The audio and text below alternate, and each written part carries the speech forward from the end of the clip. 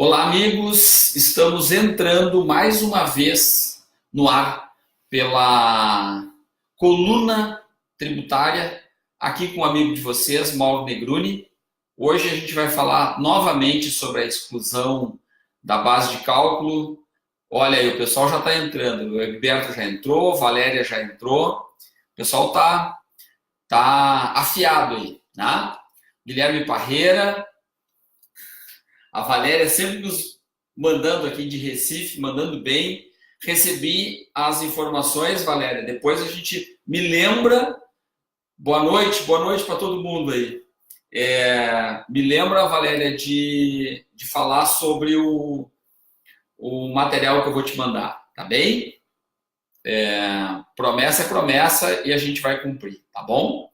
Então tá, beleza. Professora Rosângela Forza, que também entrou aqui com a gente. Bacana, obrigado pela presença sempre aí com a gente também. E hoje nós vamos fazer aqui algo um pouco diferente. Nós tivemos a autorização da Receita Federal do Brasil para utilizar, inclusive, alguns slides da apresentação de informações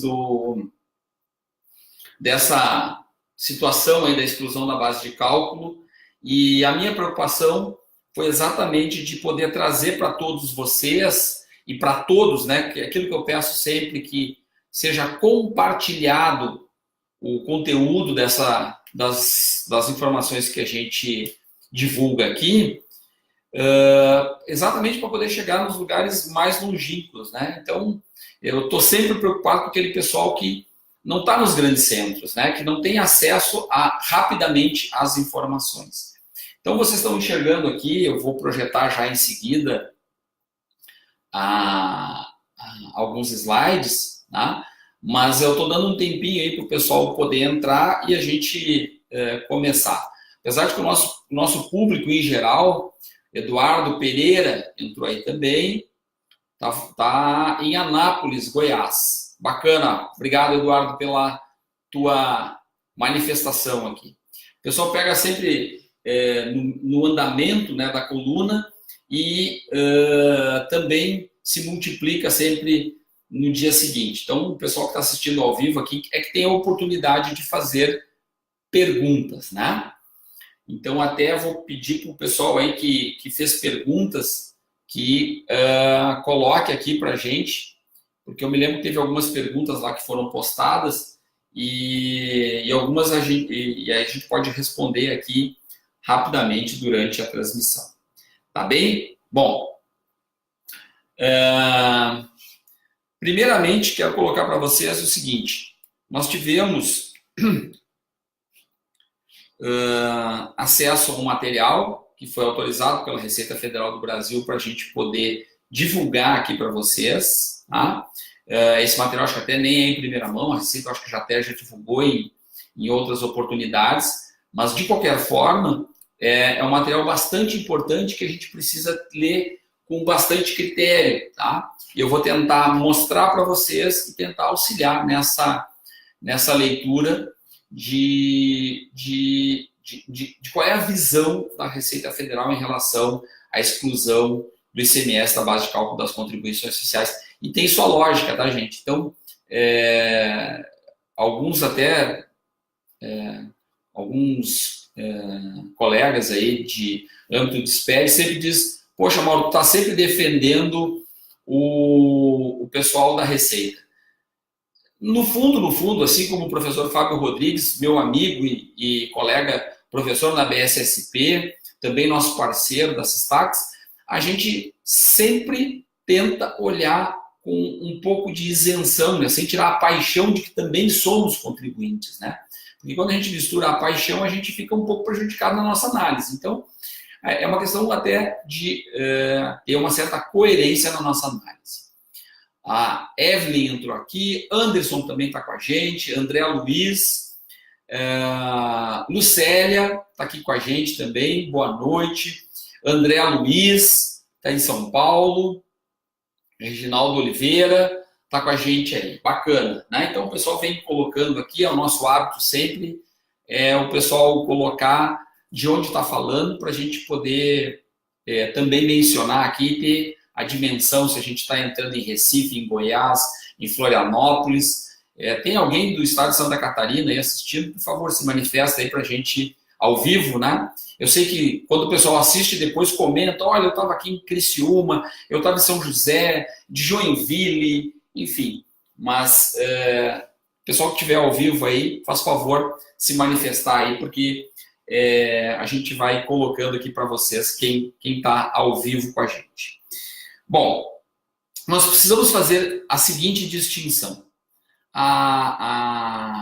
Basicamente, os efeitos que nós vamos ter serão em dois momentos, né? As alterações que nós vamos ter, elas vão predominantemente acontecer e vão acontecer na escrituração a partir de janeiro de 19. Então, a partir de janeiro de 2019, nós vamos ter propriamente os efeitos da exclusão da base de cálculo do ICMS das contribuições sociais. Mas a gente vai ter que trabalhar um pouquinho antes. Como nós estamos em novembro, é muito provável que a gente já tenha que fazer alguma coisa durante o mês de janeiro ou talvez durante o mês de dezembro. Mais provavelmente no mês de janeiro. Tá? No começo do mês de janeiro a gente vai ter a apuração de ICMS do ano de 2018. Eu já vou explicar por quê. Tá bem? Então, vamos lá. O Michel Klein está em Cachoeira do Sul, no Rio Grande do Sul. A Lucélia está em Santa Maria, no Rio Grande do Sul, no centro do estado do Rio Grande do Sul. Muito bem. Bom, então deixa eu mostrar para vocês aqui.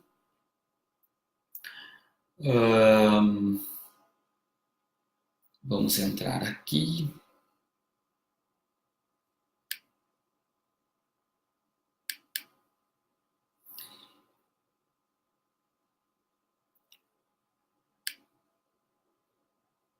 E é esse cara que eu quero mostrar para vocês. Ok? Bom. Então, o que vai acontecer? Nós temos, então, essa visão da exclusão das contribuições sociais, do ICMS das contribuições sociais. Esse material, como eu disse, já é um material que é da Receita Federal, foi produzido agora em novembro, e trata basicamente do layout das regras de escrituração da FD Contribuições. Nós vamos, inclusive, perceber qual é a visão que a Receita está colocando. Inclusive, provavelmente na semana que vem, nós vamos de novo tratar desse assunto, mas aí nós vamos tratar colocando cálculos e colocando outras informações que, por óbvio, hoje, em função do tempo, nós não vamos conseguir tratar, ok? Então, é preciso que a gente tenha essa percepção também. Bom, todo este processo da exclusão do ICMS da base de cálculo começou em 2017, tá?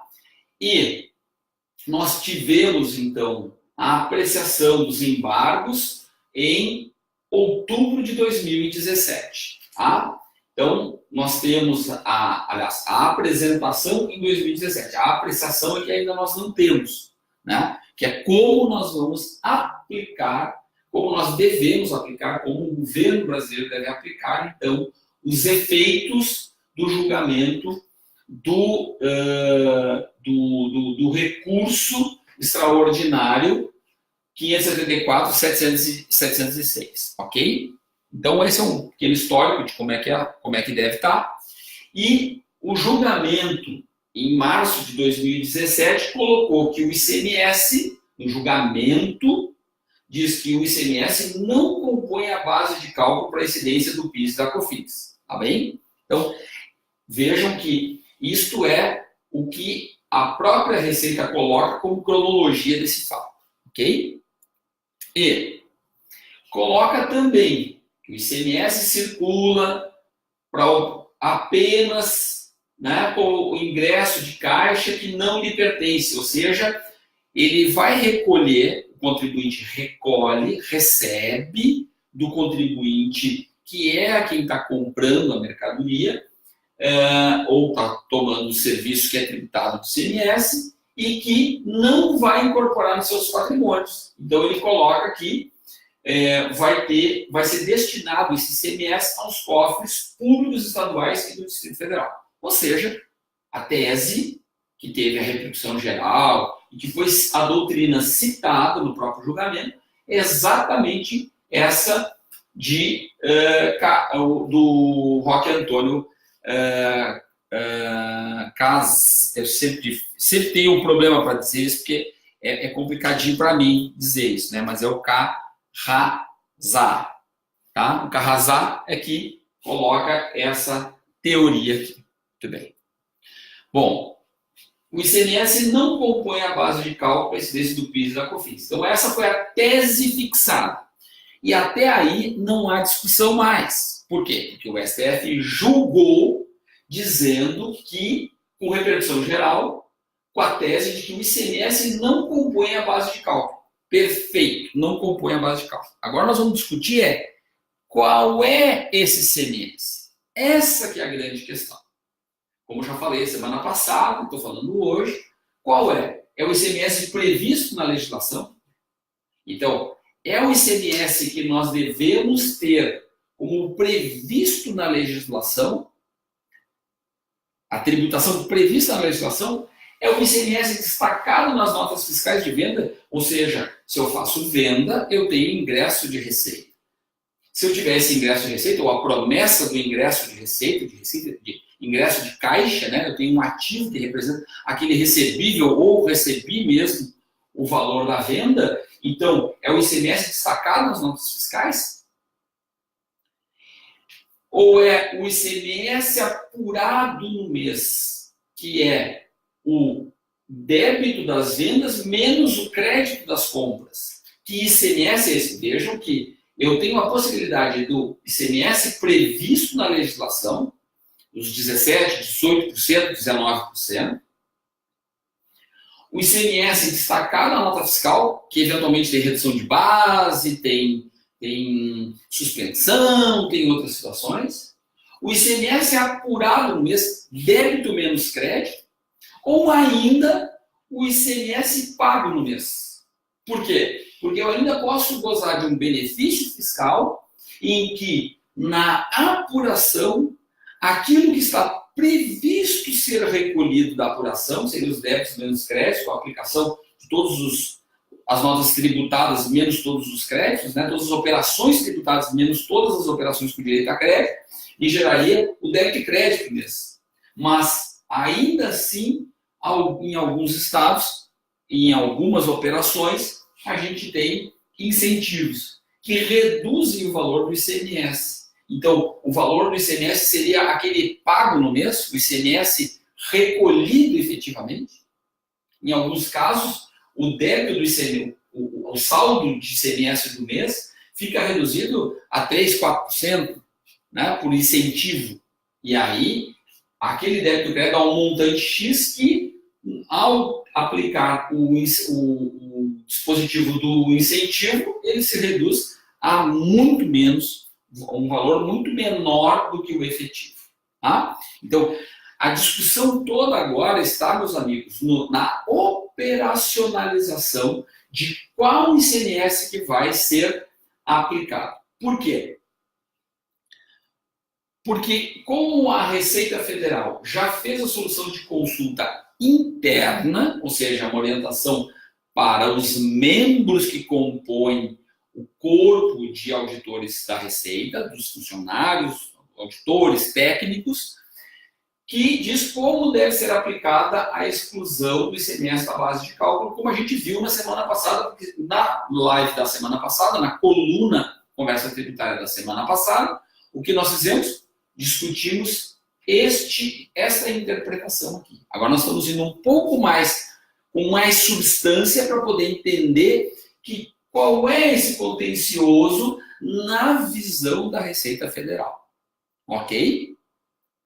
Eu não estou falando aqui em nome da Receita Federal. Não estou falando em nome da Receita Federal. O que eu estou colocando aqui é a minha interpretação em relação a como a Receita acabou fazendo a sua interpretação. Por isso, Por isso que tivemos também a autorização de divulgação desse material, tá bem? Muito bem. E aí nós vamos começar a discutir por que há essa discussão tão significativa em relação a qual ICMS que nós devemos excluir da base de cálculo das contribuições sociais. Por que dessa discussão? Bom, o voto da ilustríssima ministra Carmen Lúcia diz, durante o julgamento, que é inegável que o ICMS respeita todo o processo do contribuinte, não inclui como receita de faturamento, que deverá repassar a Fazenda Pública. Repassar a Fazenda Pública estadual. Portanto, aqui está explicitado que a ilustre presidente votou dizendo que é o ICMS recolhido. Então, isso está lá na página 26 do julgado. Então, aqui já se tem a tese vencedora como o ICMS que é recolhido, repassado à Fazenda Pública. Porque eu inclusive, tive casos de várias pessoas que questionaram essa questão de, mas não está dito e tal. Então, este levantamento, inclusive, traz as referências, tá bom? Para que fique bastante claro. O voto do ilustríssimo ministro Luiz Fux, na página 83.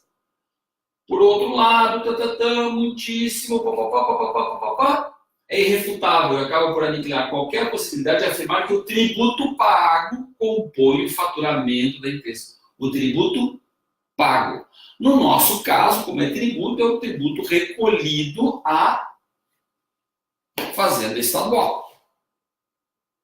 Então, mesmo não tendo julgado os embargos propostos pela Procuradoria-Geral da União, se tem no julgado do recurso a informação de tributo pago, segundo o ministro que vota assim. Ainda o ilustríssimo ministro Luiz Fux, que coloca que a parcela correspondente ao ICMS pago não tem, pois, natureza de faturamento. Então, já tinha sido julgado no processo pelo ministro Celso de Mello essa questão do ICMS que é recolhido, o ICMS chamado aqui de pago, ou seja, aquele que efetivamente paga. Portanto, é o ICMS que foi creditado na conta da Fazenda Pública Estadual. E não é o ICMS destacado na nota fiscal, não é o ICMS previsto na legislação e sequer é a diferença entre débito e crédito. Ele está dizendo que é o ICMS pago. Então, se eu apurar débitos e créditos, chegar no saldo, e esse saldo ainda for reduzido na apuração, de forma que ele passe a ser menor, ele vai acabar tendo um ICMS menor do que o apurado. E o ICMS pago ou recolhido para o Tesouro Estadual é que vai, então, reduzir, vai deduzir da base de cálculo da contribuição social. Tá bem? Então, acho que isso é uma coisa bastante importante. Eu não estou enxergando os comentários, porque eu estou projetando esse aqui a partir do meu próprio notebook, ok, gente? Então, eu estou usando aqui o mesmo recurso. Então, já vou ver os comentários que vocês estão fazendo aí, e já damos uma pausa aqui e já vamos retomar, tá? Então, o ilustríssimo ministro Ricardo Lewandowski, o que ele diz? Então, louvando mais uma vez o voto de Vossa Excelência, você está acompanhando, dá a entender que vai acompanhar a ministra Carmen Lúcia, o cuidado que Vossa Excelência teria em estudar a matéria intrincada, difícil. Eu acompanho integralmente o voto, dando provimento ao recurso e acolhendo a tese proposta por Vossa Excelência. Ou seja, o ministro Lewandowski acompanha integralmente o voto. Como a ministra votou que é o ICMS pago, mais um ministro que também concorda que é o ICMS pago. Eu estou explicando isso porque isso compõe a tese da Receita Federal do Brasil. Eu sei que muitos poderão ainda achar que não é o justo.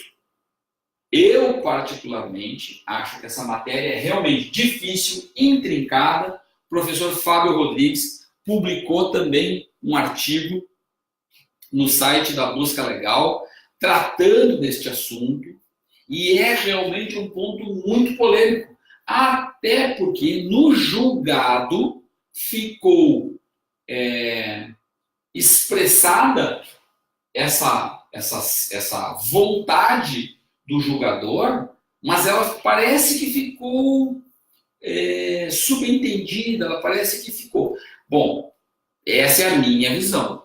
A própria Receita, como esse material coloca, ela vem buscando elementos do próprio julgado para reforçar sua tese, composta e explicitada na solução de consulta número 13 da COSIT, colocando que é o ICMS efetivamente pago, porque isso é o que foi julgado. Agora se trata da modulação, como é que isso vai, dos embargos que foram colocados, que é como vai se operacionalizar.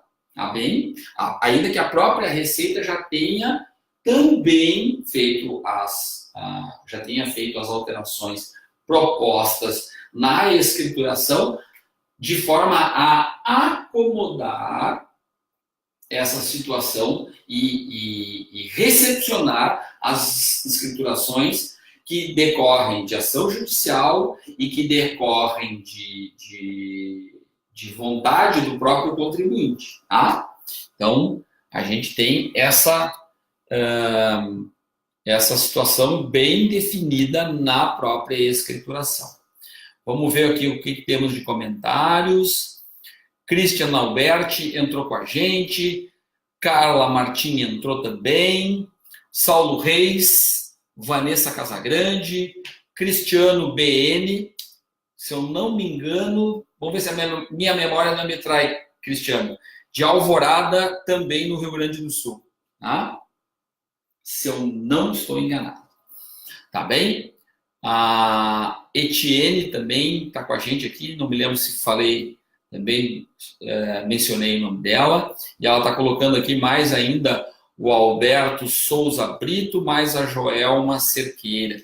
Então, tem bastante gente que está hoje aí circulando pela nossa coluna.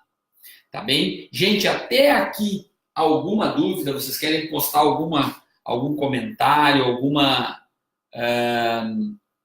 alguma consideração?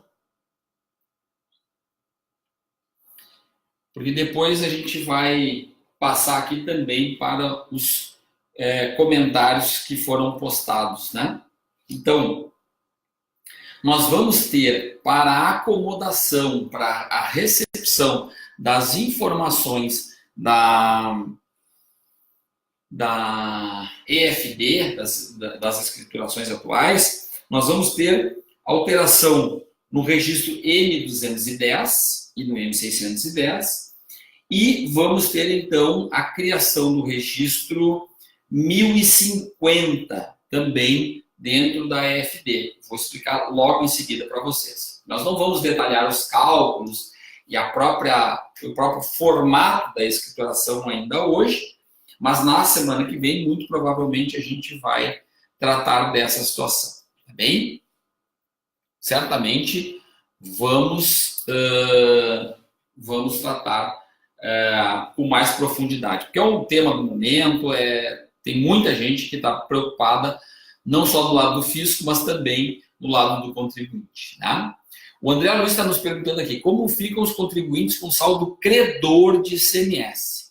Bem, quando eu vou avançar um pouquinho mais, mas a gente pode já responder essa pergunta, que é uma pergunta bastante interessante, obrigado, André. É o seguinte, se eu sou credor de ICMS, eu tenho saldo a pagar? Não. Se eu não tenho ICMS a pagar, o que vai acontecer? Eu não tenho valor a deduzir da minha EFD contribuições. Eu não tenho das minhas contribuições sociais nenhum valor a deduzir. É o valor do ICMS pago. Pagou o ICMS ou deve o ICMS, então deduz. Se eu estou credor, significa que eu tenho excesso de crédito, né? E, portanto, eu não vou pagar. Se eu não vou pagar, se eu não vou recolher aos cofres públicos nenhum valor a título de ICMS, eu não tenho nenhuma parcela a deduzir. Isso pode acontecer, inclusive, quando está no período pré-operacional, né, onde tu está recebendo muita mercadoria, abastecendo um CD, por exemplo, né, que depois vai ser mercadoria que serão transferidas para as lojas para venda, né? Ou ainda, se for um e-commerce, alguma coisa assim. Mas então está formando um enxoval daquele estabelecimento. Então ele fica credor por um tempo. Quando ele ficar credor, não tem o que abater da base de cálculo das contribuições sociais. A partir do momento em que ele começa a recolher, aí sim ele vai passar a deduzir este valor recolhido de ICMS da base das contribuições sociais. Tá bem? Então, esse é um caso que pode acontecer e certamente vai acabar acontecendo. Tá? Voltemos ao PPT, então, tá bom. Depois eu venho aqui para dar mais uma olhadinha nos comentários. Bom, depois, ministro Marco Aurélio. Se o ICMS de fato não é gerador de tributo da contribuição. Por quê? Porque ele vota que a modalidade utilizada do recolhimento do ICMS, olha, recolhimento do ICMS, termo que nos é bastante comum. O recolhimento do ICMS, o valor respectivo não se transforma em faturamento. E, então, não é receita bruta da empresa, porque ele é devido ao Estado. Então, mais um ministro que vota a favor da exclusão do ICMS da base de cálculo, todavia, o ICMS recolhido, o ICMS pago, o ICMS devido. Tá? Então, desta forma, mais um ministro. O próprio ministro Celso de Mello, então, que coloca a questão do ICMS repassado ao Estado membro ou ao Distrito Federal. Mais uma vez, é o ICMS repassado. Se é o ICMS repassado, não é o ICMS destacado em valor, o valor da nota fiscal. É o valor apurado e efetivamente devido. Né? Nesse caso, repassado, colocando já a ideia de pagamento. Eu não vou entrar nessa celeuma de se pagou ou não pagou. Se o ICMS é devido, em teoria, o contribuinte vai pagar em algum momento. Tá? Então, até porque ele já recolheu, já angariou, já recebeu do próprio contribuinte final, né, do consumidor final, e ele é que está, o contribuinte está operacionalizando. Né? Nesse caso, aí, vamos imaginar um varejista, ele está recebendo do seu cliente o valor total. Naquele valor total tem uma parte que é dele, que é o faturamento que é dele, essa é a teoria, e a outra parte que é tributo de ICMS. Portanto, aquela parte de tributo de ICMS que ele está auferindo, que não é auferimento de receita dele próprio, ele não está recebendo aquele valor, ele está recebendo aquele valor, mas ele não ficará com aquele valor. Ele vai pegar aquele valor e vai recolher ao Estado membro. Tá?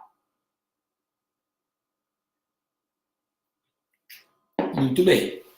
Vamos adiante.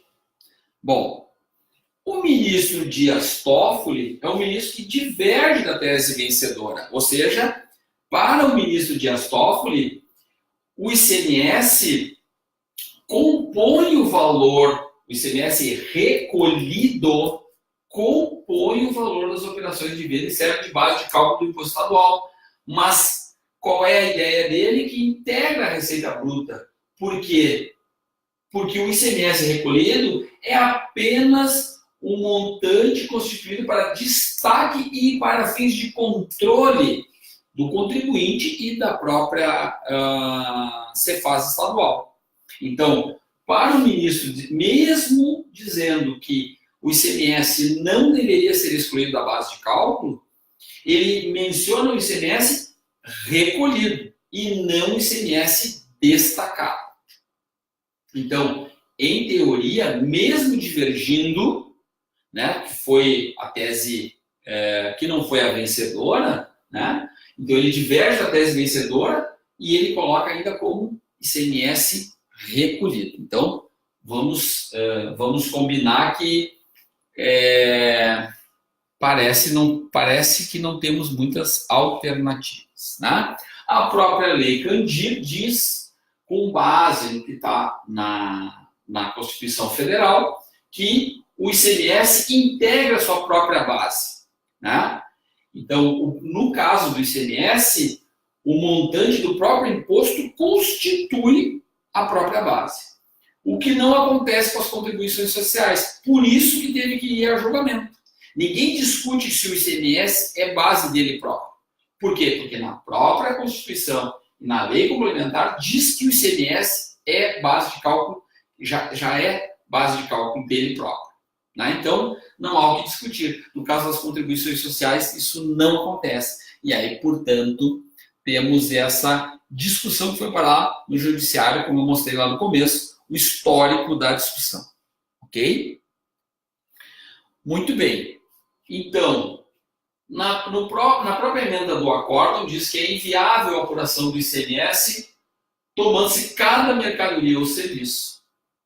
É inviável. Porque nós teríamos que fazer, como expliquei na semana passada, né, na coluna aqui na conversa tributária, na nossa coluna, na semana passada, nas segundas-feiras, 18h45, nós colocamos, então, a operacionalização que teríamos, né, com as CSTs de PIS e COFINS com as CSTs de ICMS. Então, quais os produtos que seriam tributados? Estaria um N para N enorme, né? Teria que ser tributado de ICMS, teria que ser tributado de PIS e COFINS, nas contribuições sociais. Isso poderia ter um efeito gigantesco, multiplicado em função das N combinações que teríamos, ok? Então, o que acabou acontecendo?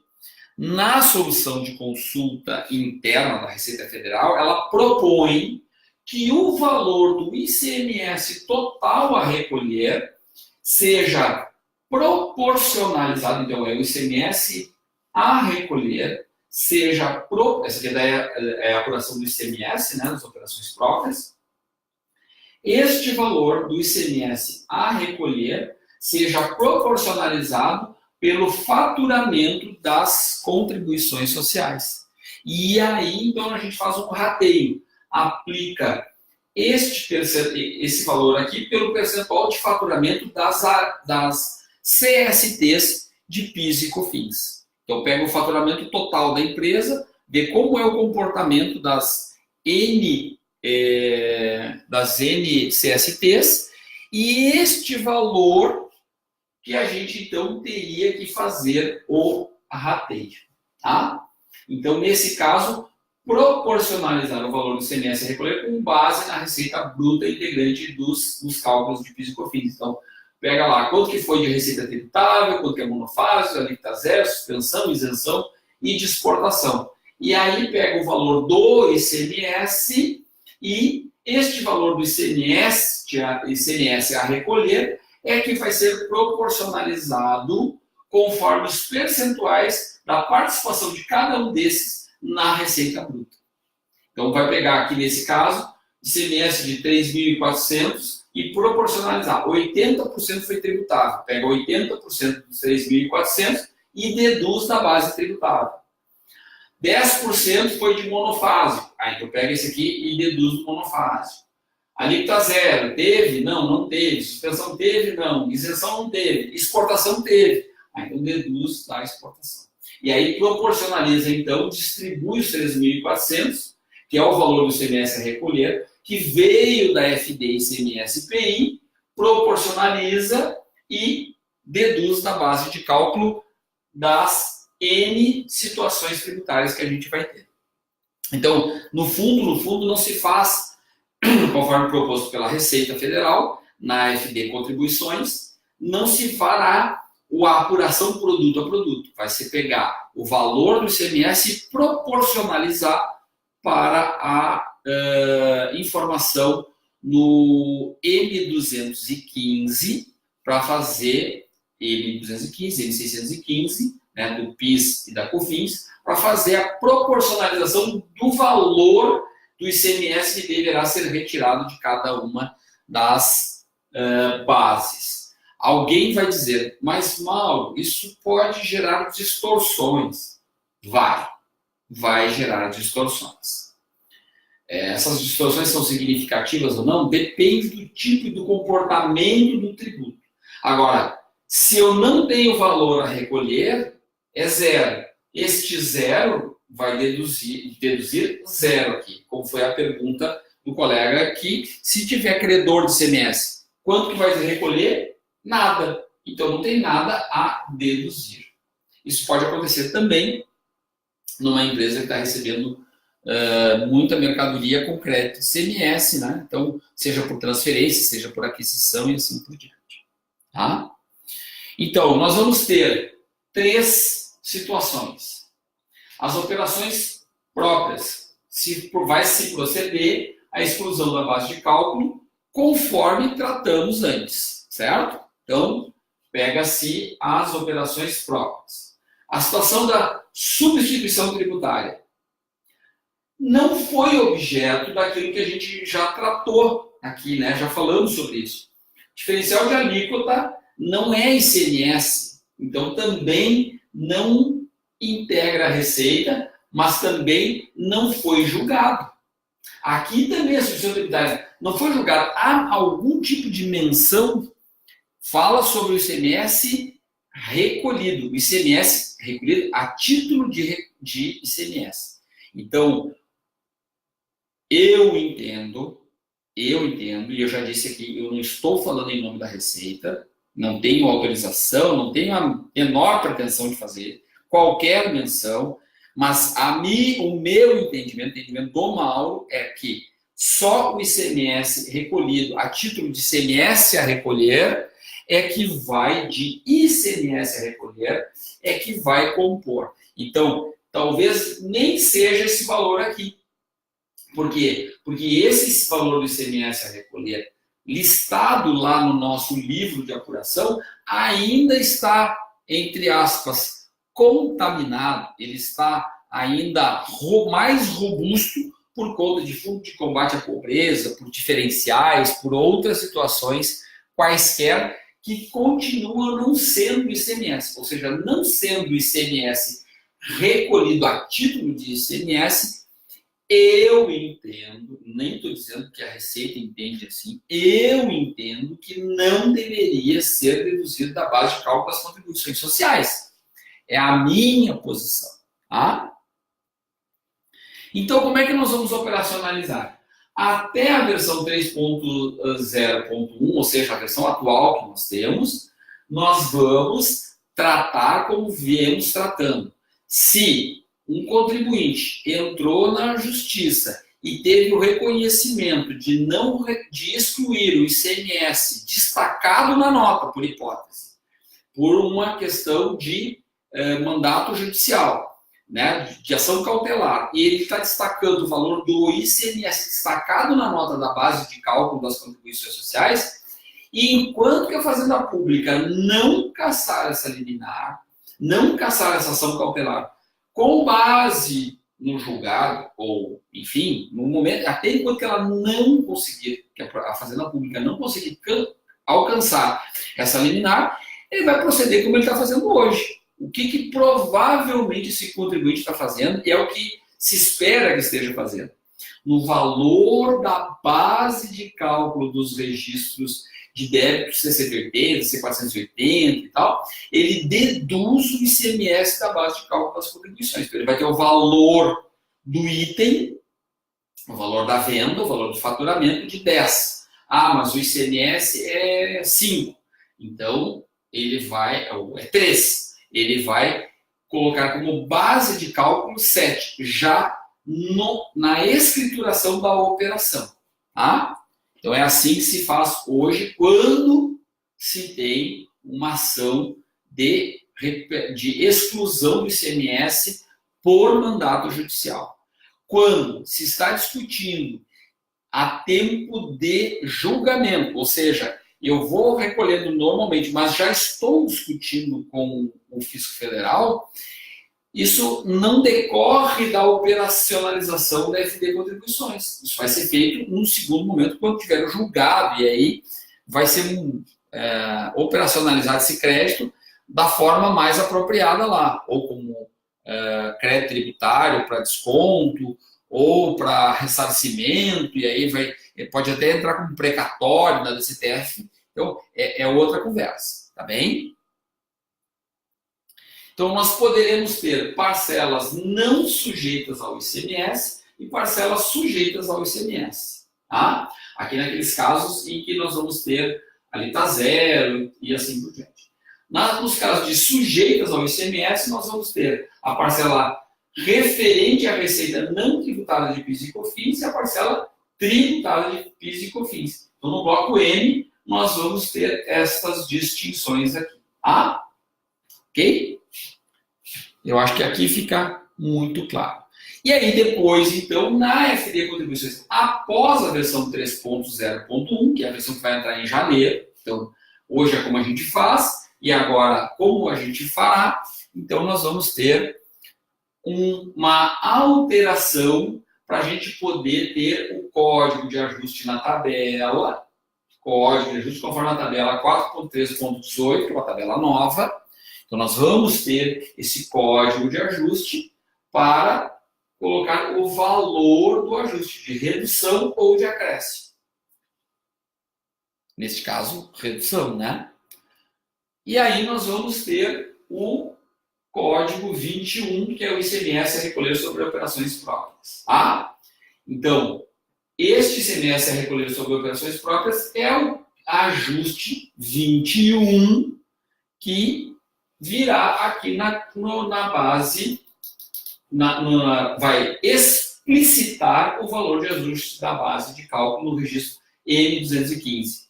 Tá? Então, para eu operacionalizar essa exclusão do ICMS da base de cálculo, eu vou ter que necessariamente fazer o M215. Ok? E usar o código, então, 21. E ainda tem outros casos de ajuste, porque era um erro que a gente tinha, um defeito que a gente tinha na FD Contribuições, que agora nós vamos poder, então, normalizar a própria escrituração com outras situações. Eu acredito que essa tabela ainda vai crescer bastante, tá? Porque todos os ajustes, na verdade, deveriam agora passar para essa tabela 4.3.18. Tá? E aí, nós vamos ter o valor extrapuração da escrituração, que vai ser o registro 1050, como falei antes para vocês. Tá bem? Só que antes de passar para esse aqui, deixa eu dar uma olhadinha para ver se temos comentários para eu poder explicitar aqui. Walter Braga Júnior, amigo Walter, entrou aqui também, e o André. A proporção aplica-se a toda a receita ou somente as receitas, operações sujeitas ao ICMS? Por exemplo, somente as operações que estão no SPED fiscal no bloco C e D. Não, André, não. A tua pergunta me coloca assim. Acho que não ficou bem clara a minha explicação, então. Eu pego o ICMS a recolher, todo o ICMS a recolher, faço a minha apuração normal na FD ICMS-PI. O valor do ICMS a recolher, este valor eu vou proporcionalizar segundo as minhas situações tributárias da contribuição social. Então, não há que se falar de operações do bloco C, do bloco D e tal.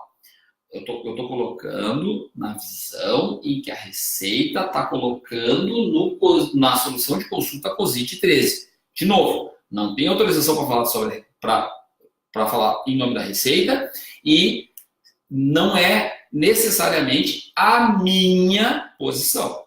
Mas a orientação da própria Receita no COSIT na solução de consulta interna, número 13, pega-se o valor do ICMS a recolher, e é por isso que quando eu sou credor do Estado, eu não tenho ICMS a recolher, não tenho nada para deduzir das contribuições sociais. Quando eu tenho ICMS a recolher, este valor a recolher é que eu vou proporcionalizar pelas receitas tributadas ou não da minha contribuição social, para trazer parcela a deduzir. Vou fazer um rateio do valor do ICMS a recolher para proporcionalizar as receitas conforme as suas características de receita das contribuições sociais. É isso que eu preciso fazer. Tá bem? Entendido, André?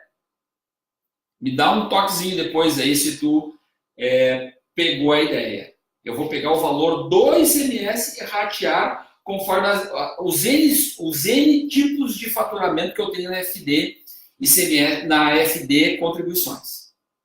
Ok? Então, eu vou pegar minha receita bruta, quanto que é de imunidade, quanto que é de suspensão, quanto que é de exportação, quanto que é de tributado, quanto que é de não tributado, e vou fazer uma proporcionalidade. Essa proporcionalidade vai me dar percentuais, coeficientes, que eu vou aplicar sobre o ICMS a recolher, trazendo a parcela para deduzir de cada uma das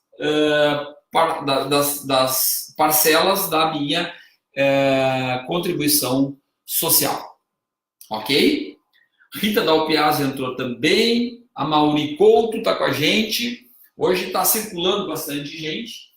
E voltemos então ao nosso PPT. Tem gente que entrou aí, talvez tenha visto direto o PPT, né? Aí o que vai acontecer, gente? Nós vamos ter então, no ingresso desta nova modalidade, a partir de janeiro de 19, e deve ser em janeiro de 19, vai se criar o registro 1050, com a data referente a esses ajustes, trazendo para o CNPJ desse estabelecimento, ou seja, eu vou trabalhar por estabelecimento, porque a minha apuração da FD, ICMS e PI é por estabelecimento. Então, eu posso estar credor num, não vou ter base, não vou ter valor de parcela a deduzir, e posso estar devedor no outro. Aquele eu vou trazer. Então, eu poderia ter, inclusive, impactos de fluxo de caixa no tributo, né? Porque eu faço transferências, por exemplo, debitando num e creditando no outro. Mas como eu debitei num no final do mês e vou creditar no outro, a mercadoria só vai ingressar, eu só vou tomar o crédito ICMS no outro mês, porque a mercadoria chegou no dia 2, eu faturei a transferência no dia 31 e o ingresso da mercadoria só se deu no dia 2, por questão de logística, de transporte, tempo de transporte. E aí o que vai acontecer? Eu só vou tomar o crédito ICMS no mês seguinte. Mas como esse fluxo é contínuo, em teoria ele acaba acomodando no fluxo de caixa. Mas é preciso cada empresa, cada contribuinte fazer a sua análise. Vou tomar mais uma aguinha. Eu passei o fim de semana dando aula em Aracaju e a minha voz está meio já cansada, né?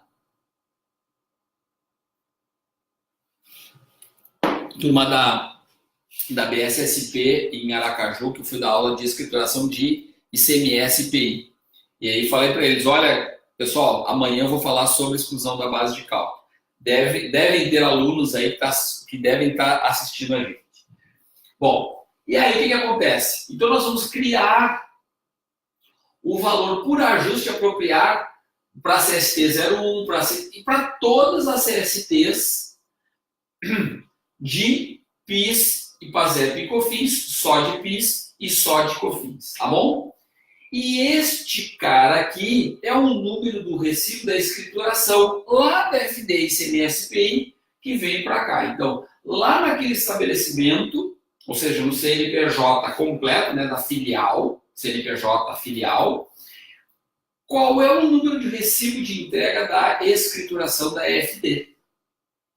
E aí, quais são os valores, o valor total do ajuste e o valor por CST que vai apropriar na parcela, tá bom?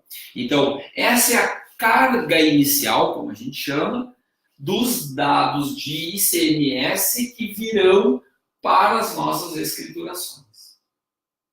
Tá bem? Então, esse registro 1050, que é um registro novo, ele só é válido a partir do descritivo da FD Contribuições de janeiro.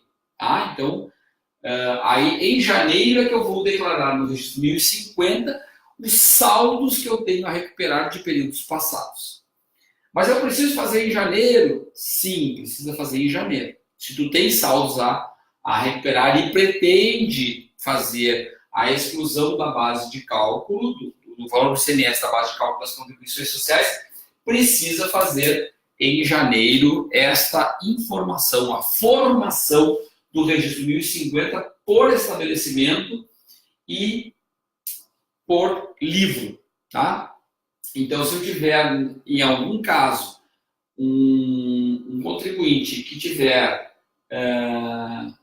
valores de ICMS no mês a apropriar e no outro mês não apropriar, pela data de referência do ajuste, é que ele vai fazer as N escriturações de ICMS. Porque ele podia estar lá no mês que ele não operou, por exemplo, não teve ICMS a recolher, porque ele fez só exportações, ou os créditos foram excedentes em relação aos débitos, e aí, portanto, ele poderia ter algum mês que ele não fosse fazer a exclusão do ICMS da base de cálculo. Tá bem? Bom, gente, o obrigado ficou esquisitinho aqui, né? Mas, enfim, minha voz está quase acabando, eu não estou conseguindo mais dar conta de falar, e eu sei que ficou um pouco longa a explicação, mas no fundo eu acho que ela ficou bastante também completa, né? Então, a gente já está arregaçando as mangas, já estamos começando a fazer testes com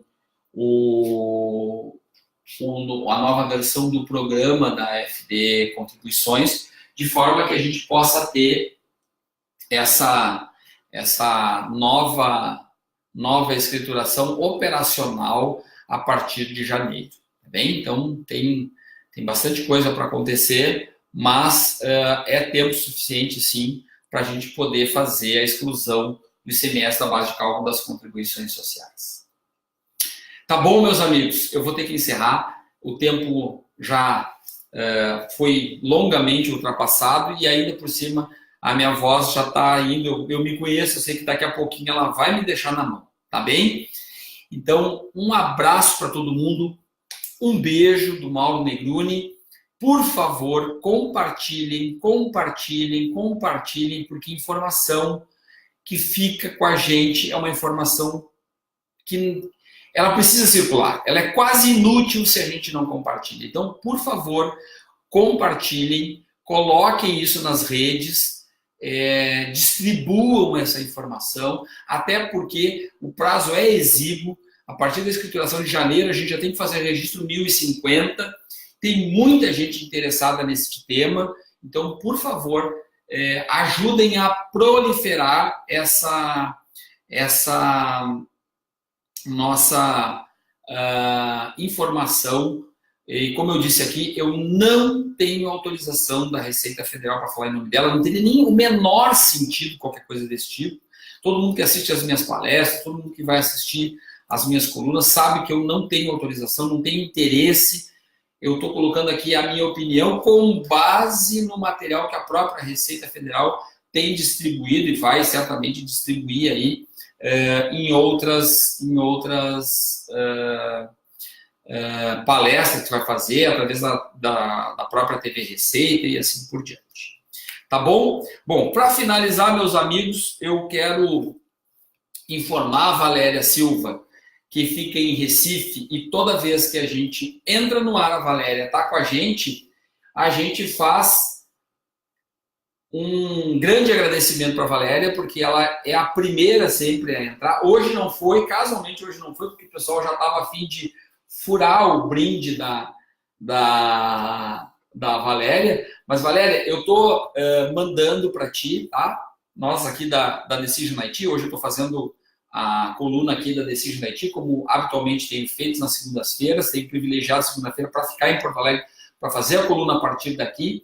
E nós vamos mandar, então, o livro de compliance tributário, do compliance tributário, com a a minha assinatura aqui, um presente para ti, que é uma assídua frequentadora da nossa colunas nas segundas-feiras, às 18h45. E tu merece mesmo, Valéria. Quando vier a Porto Alegre, venha para o Conexão SPED e assista com a gente aqui ao vivo Conexão SPED.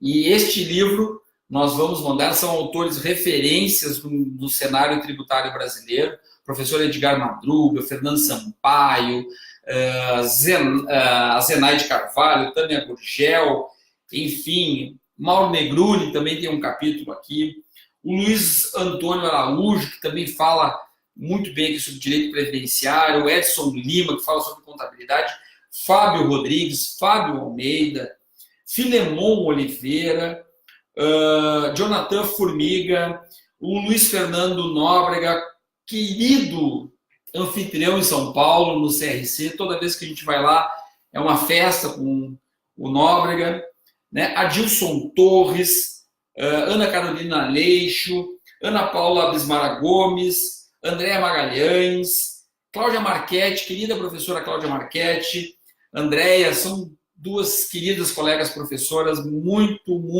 legal trabalhar com vocês. Cristina Longoni, queridíssima amiga, que é um exemplo para a gente, pessoa que se mantém sempre muito atualizada. Então, enfim, são muitas referências no cenário tributário brasileiro e a gente vai mandar pelo correio, Valéria, este livro. É um exemplar, inclusive patrocinado pela Decil, que foi feito numa edição comemorativa ao Conexão SPED 2018. Então, é um livro de edição limitada, inclusive, tá bom? Eu diria assim que é um livro, além de conteúdo bom, é um livro para ser guardado com carinho, porque é um livro com uma edição muito singular, tá bem? E, tendo oportunidade, eu recomendo pegar a assinatura dos nobres colegas autores do livro. Eu já consegui de quase todos, ainda falta pouco para eu conseguir a assinatura de todos os meus colegas neste livro, o autógrafo de todos. Tá bem? Gente, um abraço, um beijo, muita saúde para todo mundo e, por favor, compartilhem. Não vale a pena a gente ficar com conhecimento só para a gente, tá bom? Eu estou fazendo aqui de coração para vocês, para que isso chegue o mais longe possível e que as pessoas se antecipem a esse fato que vai acontecer a partir de janeiro de 2019. Tá bom? Com um grande agradecimento ao Ederlei Majolo, coordenador nacional do SPED, e também ao Jonathan Oliveira, Jonathan Formiga, como está no livro, né? É um autor, é auditor da Receita Federal e também coordenador nacional da FD Contribuições. Então, eles autorizaram que eu utilizasse esse material exatamente para poder ajudar na divulgação do entendimento da Receita Federal do Brasil, ainda que a gente possa concordar ou discordar, mas esse é o entendimento da Receita, o qual a gente respeita. Tá bom, meus amigos? Valéria, parabéns pelo teu mimo que a gente vai mandar. Aguarde pelo correio e quando receber, por favor, grava um vídeo com o livro e manda para a gente fazer um barulho aqui nas redes sociais. Tá bom? Vai ser muito bem-vindo o teu vídeo. Grava ele com o telefone deitado e manda para a gente poder divulgar aqui a nossa oferta que a gente fez. Que a gente faz de coração e que a gente quer mostrar para todo mundo que tem um conteúdo bacana no livro, tá? Dá uma olhada no livro, lê talvez e depois tu grava para nós um videozinho para a gente incentivar que o conhecimento desses feras do conhecimento tributário tenham lugar na biblioteca pessoal de vocês. Tá bom, meus amigos? Um beijo, um abraço e até segunda-feira às 18h45, preferencialmente ao vivo, e eu vou tratar da minha voz agora, vou botar uma pastilha e tomar um chá para ajudar a recuperar minha voz. Beijão e até!